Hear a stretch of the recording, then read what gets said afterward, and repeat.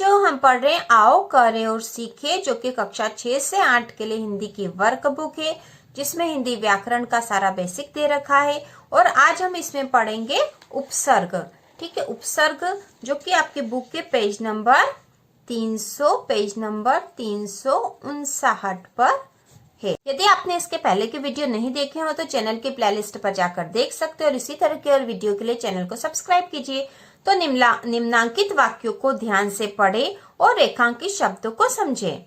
पहला वाक्य है, हाँ बेटा अभी तुम अधखिले पुष्प के समान हो। तो यहाँ पर रेखांकित जो शब्द है वह है अधखिले। दूसरा है, अहिंसा पर गांधी जी ने सूक्ष्म विचार किया है। तो यहाँ है अहिंसा। तीसरा है, प्रकृति से वसंत के आगमन पर अपना रूप सवारा। तो यहाँ पर शब्द है आगमन।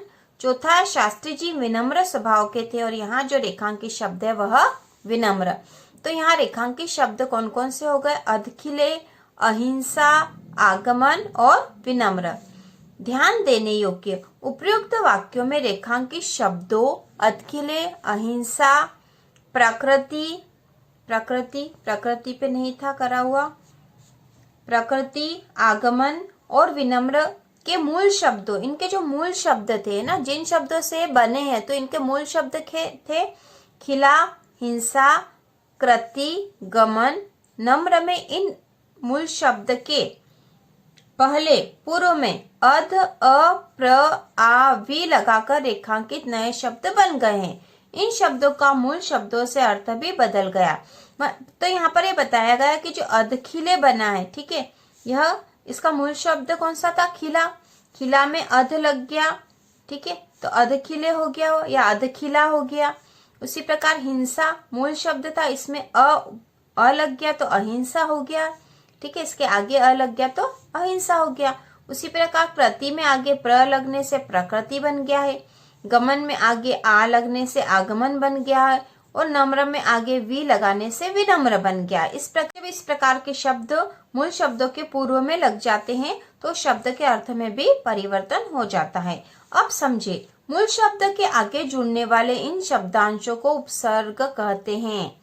ठीक है, मूल शब्दों के आगे जुड़ने वाले शब्दांशों को उपसर्ग कहते हैं। अतः उपसर्ग क्या है, इसे विस्तार से समझे। तो यहाँ उपसर्ग की परिभाषा आ जाएगी। उपसर्ग वे शब्दांश है जो किसी शब्द के पूर्व मतलब उसके आगे में जुड़कर उसको विशेष अर्थ प्रदान करते हैं। उपसर्ग का कोई स्वतंत्र अस्तित्व नहीं होता है, किंतु वे शब्दों के साथ आने पर अर्थ परिवर्तन करने में समर्थ होते हैं। उपसर्ग शब्द दो शब्दों से बना है। पहला शब्द है उप, जिसका अर्थ है समीप, और दूसरा शब्द सर्ग है, जिसका अर्थ रचना करना या सृजन करना है। जैसे हार शब्द के पहले प्र उपसर्ग लगाने पर नया शब्द प्रहार बन गया। तो ये जो हार शब्द था, इसके पूर्व में प्र उपसर्ग लगा दिया तो ये शब्द बन गया है प्रहार। ठीक है, क्या शब्द बन गया? प्रहार। तो हार का अर्थ है तो हार असफल हो गया वो, लेकिन यदि प्र उपसर्ग लग गया इसके तो प्रहार मतलब हो गया वार। तो यहाँ पर उपसर्ग शब्द की परिभाषा यदि हम याद करना चाहते हैं तो वो है, उपसर्ग वे शब्दांश है जो किसी शब्द के पूर्व आगे में जुड़कर उसको विशेष अर्थ प्रदान करते हैं। तो इतनी सी है परिभाषा यहाँ पर। ठीक है, ये परिभाषा इतनी पर्याप्त है, उपसर्ग की परिभाषा और साथ में उदाहरण। आगे है, हिंदी में 3 प्रकार के उपसर्ग प्रयुक्त होते हैं। तो हिंदी में उपसर्ग भी 3 प्रकार के प्रयुक्त होते हैं। पहले संस्कृत के उपसर्ग जो संस्कृत से उत्पन्न हुए हैं, दूसरे हिंदी के उपसर्ग जो स्वयं हिंदी के ही हैं, और तीसरे उर्दू फारसी के उपसर्ग। संस्कृत एवं हिंदी के उपसर्ग, संस्कृत से हिंदी में आए उपसर्ग तत्सम उपसर्ग कहलाते हैं, क्योंकि संस्कृत के जो शब्द हिंदी में सीधे प्रयोग किए जाते हैं वो तत्सम कहलाते हैं। तो इस प्रकार के उपसर्ग भी तत्सम उपसर्ग कहलाते हैं। संस्कृत और हिंदी उपसर्गों से बने अनेक शब्द हिंदी में प्रचलित है, जिनके कुछ उदाहरण नीचे दिए जा रहे हैं। तो उदाहरण दे रखे हैं यहाँ पर। आगे पेज 360 पर, पेज नंबर 360 पर उपसर्ग के उदाहरण दे रखे हैं। तो उपसर्ग है जैसे अप, तो अप उपसर्ग जो हो रहा है उसका अर्थ है हीन, बुरा या अपूर्ण। इसका यदि शब्द रूप में उदाहरण देंगे तो अपमान। ठीक है, अप यहाँ पे मान शब्द जो है, मान मूल शब्द है, इसमें अब उपसर्ग लग गया तो क्या बन गया? अपमान। अपयश, अपवाद, अपव्यय। उसी प्रकार उपसर्ग अधि, अधि का अर्थ है ऊपर, समीप या श्रेष्ठ। तो इससे बनने वाले शब्द अधिकरण, अधिनायक, अधिकृत, अधिकार। ठीक है, तो अधि इसमें मूल शब्द कौन सा होगा? करण, और उपसर्ग अधि। ठीक है, उसी प्रकार इसमें अधिनायक में नायक जो है मूल शब्द है और उपसर्ग अधि। तो मूल शब्द के आगे जुड़ने वाले जो शब्दांश होते हैं उपसर्ग कहलाते हैं, तो यहाँ उपसर्ग अधि। ठीक है, इसी प्रकार है अगला अभि। अभि का अर्थ है सामने, पास या चारों ओर। तो इससे बनने वाले शब्द अभियोग, अभिमान, अभियान, अभिनव। उसी प्रकार अगला है अव। अव का अर्थ है नीचे, बुरा या हीन। इससे बनने वाले शब्द अवगुण, अवशेष, अवतरण, अवगत। आप अन्य दूसरे भी शब्द यहाँ पर बनाकर लिख सकते हो। फिर अगला पांचवा है आ। आ का अर्थ हो रहा है सीमा और विपरीत। तो इससे बनने वाले शब्द आगन, आमुक, आजीवन, आकर्षण। छठा है प्रति, अर्थ है विरोध, बराबरी, प्रत्येक। शब्द बने हैं प्रतिकूल, प्रतिवादी, प्रतिरूप, प्रतिक्षण। और भी शब्द बन सकते हैं। इसके बाद है सु। सु का अर्थ है अच्छा भाव, सहज या सुखी। और इससे बनने वाले शब्द है सुकर्म, सुयश, सुजन, सुयोग। अगला शब्द है वि, और वि का अर्थ है विशिष्ट। इससे बनने वाले शब्द है विज्ञान, विशेष, विभाग, वियोग। अगला शब्द अ, और इसका अर्थ है अभाव। इससे बनने वाले शब्द है अकाल, अभाव, अन्याय, अधर्म। अगला शब्द है जो उपसर्ग है वो उप है, और इसका अर्थ है सदृश, गौण, सहायक। और इससे बनने वाले शब्द उपकार, उपवन, उपभेद, उपनिवेश। अगला उपसर्ग है परि, इसका अर्थ है आसपास, पूर्ण। परिजन, परिपूर्ण, परिवर्तन, परिवर्तन, परिक्रिया। ठीक है, अगला उपसर्ग है प्र, इसका अर्थ है अधिक, आगे, ऊपर। प्रख्यात, प्रबल, प्रयोग, प्रगति। ठीक है, अगला उपसर्ग है कु का अर्थ है बुरा, और इससे बनने वाले शब्द है कुरूप, कुपात्र, कुमार्ग, कुख्यात। अगला उपसर्ग है अध, इसका अर्थ है आधा, अधखिला, अधपका, अधमरा। अगला है नि, इसका अर्थ है रहित या नहीं, और इससे बनने वाले शब्द निडर, निकम्मा, निहत्या। तो अब हम आगे पढ़ेंगे उर्दू फारसी के उपसर्ग। तो उर्दू और फारसी भाषा से भी हमारी हिंदी भाषा में जो उपसर्ग प्रयुक्त हो जाते हैं वो यहाँ पर दे रखे हैं, जिन्हें हम देख लेते हैं। तो उर्दू फारसी के उपसर्ग हैं, उदाहरण है कम, अर्थ है थोड़ा या हीन। ठीक है, यहाँ थोड़ा आएगा या हीन। शब्द रूप उदाहरण है कमजोर, कम उम्र, कम वक्त। उसी प्रकार दूसरा है खुश, मतलब अच्छा, खुशबू, खुश मिजाज, खुश दिल, खुशखबरी, खुशहाल। अगला है गैर, अर्थ है नहीं या अभाव, गैर हाजिर, गैर सरकारी, गैर कानूनी। अगला है बद, बद का अर्थ है बुरा, बदनाम, बदतमीज, बदबू, बदसूरत। अगला है ना, अर्थ है अभाव, नापसंद, नादान, नाबालिग, नासमझ, नालायक। अगला है बे, बिना, बेईमान, बेशर्म, बेदर्द, बेधड़क। अगला है हम का अर्थ है बराबर, हम उम्र, हम सफर, हमराज। दे रखिए अंग्रेजी के उपसर्ग।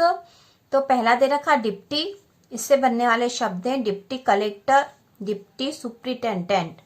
अगला हेड, इससे बने शब्द है हेडमास्टर, हेड क्लर्क। अगला है half, half pant, half shirt. Chief, chief minister, chief justice. Vice, vice से बने वाइस चेयरमैन, वाइस चांसलर। इसके आगे दे रखा अभ्यास 399, जो कि आपकी बुक के पेज नंबर 362 पर है। ठीक है, 362 पर है। अब इन्हें अभ्यास करके सीखिए। गैर उपसर्ग लगाकर नए शब्द बनाइए। तो यहाँ पे गैर उपसर्ग लगाना हमें और नए शब्द बनाने। तो यहाँ पे जैसे गैर दे रखा, गैर से हो जाएगा गैर वाजिब, गैर जिम्मेदारी, गैर कानूनी, गैर हाजिर और गैर सरकारी। ठीक है, इस प्रकार हमने गैर उपसर्ग लगाकर नए शब्द बना दिए हैं। अब है अभ्यास 400, ला उपसर्ग लगाकर नए शब्द बनाइए। तो बहुत आसान है। जवाब के आगे ला लगा दिया हमने तो लाजवाब, बारिश के आगे ला लगा दिया तो लाबारिश, यहाँ वारिश लावारिश है ये।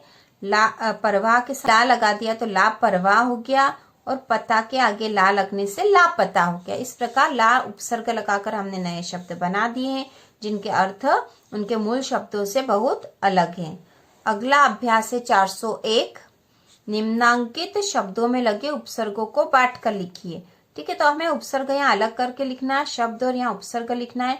तो विज्ञापन, विज्ञापन में उपसर्ग है वि, धन, ज्ञापन। ठीक है, ज्ञापन जो है इसका मूल शब्द था, मूल शब्द में उपसर्ग वी लगा दिया। उसी प्रकार अज्ञान है तो यहाँ पे उपसर्ग अ और मूल शब्द क्या बनेगा, ज्ञान। उसी प्रकार उपचार है तो इसमें जो है उप जो है उपसर्ग है और जो चार है वह मूल शब्द है। उसी प्रकार अगला है अनुकृति। इसमें जो अनु है ये उपसर्ग है और जो कृति है ये इसका मूल शब्द है, अनुकृति। और असाधारण में अ जो है उपसर्ग है और साधारण मूल शब्द है। ठीक है, इस प्रकार हमने अभ्यास कर लिया है। इसके आगे अभ्यास 402 है जो कि आपके बुक के पेज नंबर 363 पर है, 363 पर है। ठीक है, उप उपसर्ग लगाकर नए शब्द बनाइए। तो यहाँ हमें उप उपसर्ग लगाना, नए शब्द बनाना। जैसे स्थित लिखा है तो इसमें हमें आगे उप उपसर्ग लगाना है, तो ये बन जाएगा उपस्थित, उपस्थित। ठीक है, उप उपसर्ग लगाने से उपस्थित बन गया। अब यहाँ पे भी उप उपसर्ग लगाने से, करण में उप उपसर्ग लगाने से बन जाएगा उपकरण, उपकरण। और न्यास में उप उपसर्ग लगाने से बन जाएगा उपन्यास, उपन्यास। उसी प्रकार वास में उप उपसर्ग लगाने से बन जाएगा नया शब्द उपवास। ठीक है, तो ये हो गया हमारा। आगे अभ्यास 403 है। प्रसिद्ध शब्द में प्र उपसर्ग लगने से सिद्ध शब्द में विशेषता और परिवर्तन आ गया है। ठीक है, तो सिद्ध जो शब्द था उसमें हमने प्र उपसर्ग लगा दिया तो उससे नया शब्द बना प्रसिद्ध। ठीक है, सिद्ध से क्या बन गया, प्रसिद्ध, जिससे कि इस शब्द में विशेषता आ गई और इसके अर्थ में परिवर्तन आ गया। इसी तरह प्र उपसर्ग लगाकर नए शब्द बनाइए। तो हमें प्र उपसर्ग लगाकर नए शब्द बनाना है। तो प्रगति, प्रवृत्ति, प्रहार, प्रकृति, प्रयोग और प्रबल। तो ये हमने प्र उपसर्ग लगाकर नए शब्द बना दिए हैं। अब अभ्यास है 404। निम्नलिखित शब्दों में मूल शब्द में उपसर्ग आगे जुड़े शब्दांश या शब्द जुड़कर नए शब्द बने हैं। ऐसे शब्दों के मूल शब्द और उनमें लगे उपसर्ग अलग अलग करके लिखो। तो हमें मूल शब्द और उनके उपसर्ग अलग अलग करके यहाँ लिखना है। तो यहाँ पे देखो शब्द क्या क्या दे रखे हैं हमें, वियोग, पराक्रम, नालायक, उपनाम, आमुख। तो उपसर्ग, मूल शब्द और नया शब्द। तो यहाँ पे उपसर्ग था वि, मूल शब्द था योग और नया शब्द बन गया वियोग। इसी प्रकार हमें इनको भी लिखना है। तो अगला जो है पराक्रम, तो उपसर्ग है यहाँ पे परा, मूल शब्द है क्रम और नया शब्द बना है पराक्रम। ठीक है, पराक्रम। इसी प्रकार अगला है नालायक, तो यहाँ पे उपसर्ग बनेगा ना, मूल शब्द है लायक और नया शब्द बन गया है नालायक, नालायक। ठीक है, अगला है उपनाम, तो यहाँ पे उपसर्ग है उप, मूल शब्द है नाम और नया शब्द बन गया है उपनाम, उपनाम। अगला शब्द है आमुख, आमुख, आमुख में जो है आ उपसर्ग है, मूल शब्द है मुख और नया शब्द बन गया है आमुख। ठीक है, आमुख। के आगे अभ्यास 405 जो कि आपकी बुक के पेज नंबर 364 पर है। ठीक है, 364 पर है। सही विकल्प चुनकर लिखिए। तो इसमें जो पहला प्रश्न है अ वाला, वध किस भाषा का उपसर्ग है, वध किस भाषा का उपसर्ग। इसमें पहला ऑप्शन है उर्दू या फारसी, अंग्रेजी या और तीसरा हिंदी। तो इसका उत्तर आएगा हिंदी।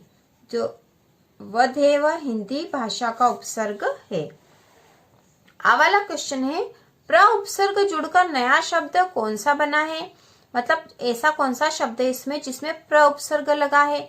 तो यहाँ देखो प्रतिकूल, इसमें तो प्रति उपसर्ग है, कुल शब्द में प्रतिकूल बन गया है। प्रयोग, यहाँ पर प्र उपसर्ग लगा है। प्रतिवादी, इसमें प्रति उपसर्ग है। और प्रत्यारोपण में भी प्रति उपसर्ग है। ठीक है, तो यहाँ पर उत्तर आएगा प्रयोग। प्रयोग, ठीक है, प्रयोग शब्द में प्र उपसर्ग है। अब इसके आगे प्रश्न है, निम्नांकित शब्दों में उपसर्ग और प्रत्यय का एक साथ प्रयोग किया है, मूल शब्दों में जुड़े उपसर्ग और प्रत्यय को अलग अलग कीजिए। तो यहाँ उपसर्ग और प्रत्यय दोनों का साथ में प्रयोग किया है और हमें मूल शब्द और में उपसर्ग और प्रत्यय बताना है। तो पहला अभिमानी, तो यहाँ उपसर्ग है अभि, उपसर्ग है अभि, मूल शब्द क्या बन गया इससे, अभिमानी, अभिमानी, और यहाँ प्रत्यय है मानी।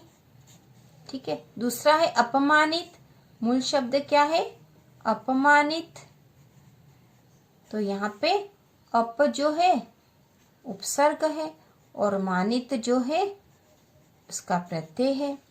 अब अगला शब्द है बेईमानी, मूल शब्द है बेईमानी या बेईमानी भी हो सकता है ना, बेईमानी भी लिख सकते थे इसको। तो यहाँ पे उपसर्ग है ब और प्रत्यय है ईमानी। ठीक है, बेईमानी हो गया है। इस प्रकार यहाँ पे 364 वाली एक्टिविटी हमारी पूरी हो चुकी है।